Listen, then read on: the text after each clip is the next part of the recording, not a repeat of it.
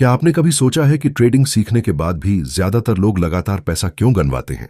लोग अच्छे अच्छे इंडिकेटर सीखते हैं, चार्ट पैटर्न सीखते हैं, एंट्री और एग्जिट की स्ट्रेटेजी बनाते हैं, फिर भी कुछ समय बाद उनका ट्रेडिंग अकाउंट नुकसान में क्यों चला जाता है? क्या उनकी स्ट्रेटेजी खराब होती है? जरूरी नहीं। असल समस्या अक्सर स्ट्रेटेजी नहीं होती। समस्या होती है ट्रेडर की साइकोलॉजी, डिसिप्लिन और रिस्क मैनेजमेंट। और आज की इस वीडियो में हम इसी बात को समझेंगे कि आखिर ट्रेडिंग में ज्यादातर लोग पैसा क्यों गंवाते हैं और एक ट्रेडर को अपनी सबसे बड़ी गलतियों से कैसे बचना चाहिए। सबसे पहली गलती है जल्दी पैसा कमाने की इच्छा। बहुत से लोग ट्रेडिंग को बिजनेस की तरह नहीं बल्कि जल्दी अमीर बनने के रास्ते की तरह देखते हैं। मान लीजिए किसी ट्रेडर ने ट्रेडिंग अकाउंट में 5,000 रुपए डाले। पहले दिन ही उसका लक्ष्य होता है कि आज 500 या 1,000 रुपए कमाने हैं। लेकिन मार्केट रोज आपकी इच्छा के हिसाब से नहीं चलता। जिस दिन अच्छा सेटअप नहीं मिलता उस दिन भी ट्रेडर जबरदस्ती ट्रेड लेता है और यहीं से शुरू होता है ओवर ट्रेडिंग। एक ट्रेड में नुकसान हुआ, ट्रेडर सोचता है कोई बात नहीं, अगला ट्रेड लेकर पैसा वापस निकाल लूंगा। दूसरे ट्रेड में भी नुकसान हुआ, अब दिमाग कहता है अब तो तीसरा ट्रेड लेना ही पड़ेगा और धीरे धीरे एक छोटी सी गलती बड़ा नुकसान बन जाती है। याद रखिए, मार्केट में हर दिन ट्रेड करना जरूरी नहीं है। कई बार सबसे अच्छा ट्रेड वही होता है जो आपने लिया ही नहीं।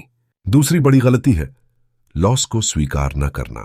एक प्रोफेशनल ट्रेडर जानता है कि लॉस ट्रेडिंग का हिस्सा है, लेकिन नया ट्रेडर लॉस को अपनी गलती मानता है और उसे जल्दी रिकवर करने की कोशिश करता है। मान लीजिए आपने किसी ट्रेड में 200 रुपए का नुकसान किया।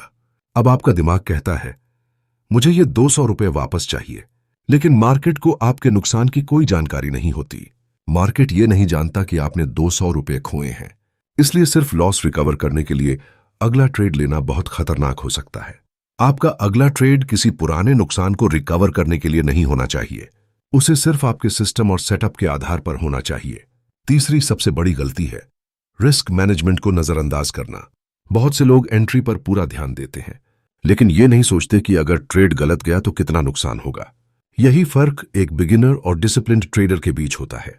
एक अच्छा ट्रेडर पहले यह तय करता है कि इस ट्रेड में कितना रिस्क लेना है और उसके बाद एंट्री के बारे में सोचता है।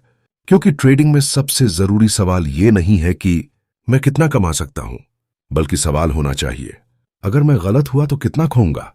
अगर आपने ये सवाल पूछना सीख लिया तो आपकी ट्रेडिंग में बहुत बड़ा बदलाव आ सकता है। चौथी गलती है हर ट्रेड में जीतने की उम्मीद। कुछ ट्रेडर सोचते हैं कि अगर उनकी स्ट्रैटेजी अच्छी है तो उन्हें हर ट्रेड में प्रॉफिट होना चाहिए, लेकिन ऐसा कोई सिस्टम नहीं है जो हर बार सही साबित हो। एक अच्छी स्ट्रैटेजी भी कई बार लॉस दे सकती है। फर्क सिर्फ इतना है कि अच्छी स्ट्रैटेजी में आपके विनिंग ट्रेड्स का फायदा आपके लूजिंग ट्रेड्स के नुकसान से ज्यादा हो सकता है। इसलिए 1 या 2 लॉस देखकर स्ट्रैटेजी बदलना बंद कीजिए। कई बार स्ट्रैटेजी खराब नहीं होती, ट्रेडर का एग्जीक्यूशन खराब होता है।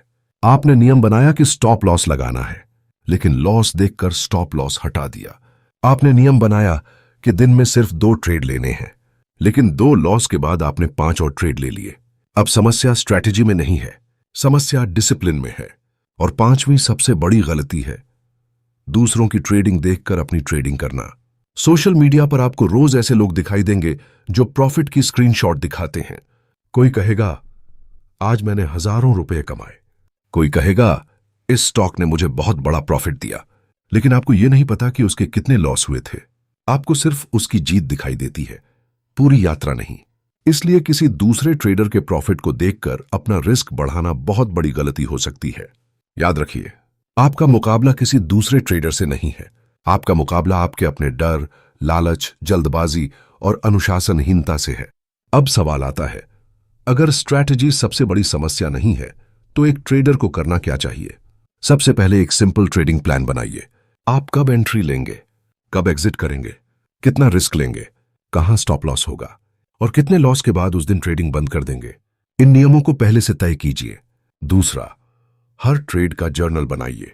लिखिए कि आपने एंट्री क्यों ली, आपका सेटअप क्या था, आप उस समय इमोशनली कैसा महसूस कर रहे थे और ट्रेड का रिजल्ट क्या रहा। कुछ समय बाद आपको अपनी सबसे बड़ी गलतियां खुद दिखाई देने लगेंगी।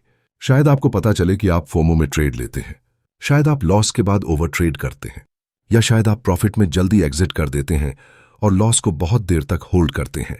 यही जर्नल आपकी असली कमजोरी सामने लाएगा।